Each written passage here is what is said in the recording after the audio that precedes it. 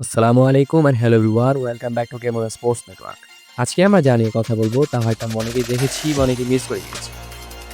ইউরোপের সবচেয়ে বড় club tournament UEFA champions league এখন জমে উঠেছে রাউন্ড অফ 16। প্রথম লেগের ম্যাচগুলো দেখা গেছে অনেক গোল আর দারুণ সব লড়াই। সবচেয়ে আলোচিত ম্যাচ ছিল রিয়াল মাদ্রিদ এবং ম্যান সিটির মধ্যে। এই ম্যাচে ছিল রিয়াল মাদ্রিদের দুর্দান্ত খেলে ৩-০ গোলে বড় জয় পায় ম্যানচেস্টার সিটির বিপক্ষে। ফলে দ্বিতীয় লিগের আগে অনেকটাই এগিয়ে যায় স্প্যানিশ জায়ান্টরা। আরেকটি বড় ম্যাচ প্যারিস এবং চেলসির মুখোমুখি হয়েছে। সেখানে পিএসজি দারুণ এক আক্রমণাত্মক ফুটবল খেলে ৫-২ গোলের জয় তুলে নেয় তাদের বিপক্ষে। এদিকে জার্মানির ক্লাব বায়ার্ন মিউনিখ আতালান্তাদের ৬-১ গোলে অলমোস্ট উড়িয়ে দেয়। শুধু মাঠেই নয়, তাদের দাপট ছিল গ্যালারি পর্যন্ত। স্প্যানিশ আরেক দল অ্যাটলেটিকো মাদ্রিদ এই দারুণ খেলেছে এবারের মৌসুমে। তারা ইংল্যান্ডের টটেনহামকে ৫-২ গোলে হারিয়ে দিয়েছে, যার ফলে তারা বড় ব্যবধান নিয়ে দ্বিতীয় লিগ শুরু করতে পারবে।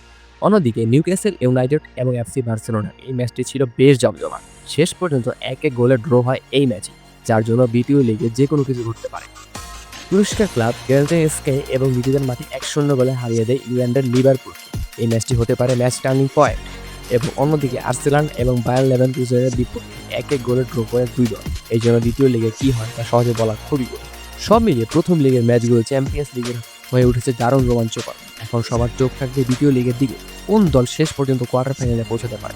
এমনই মজাদার কন্টেন্টের জন্য আমাদের পাশেই থাকবে। ধন্যবাদ।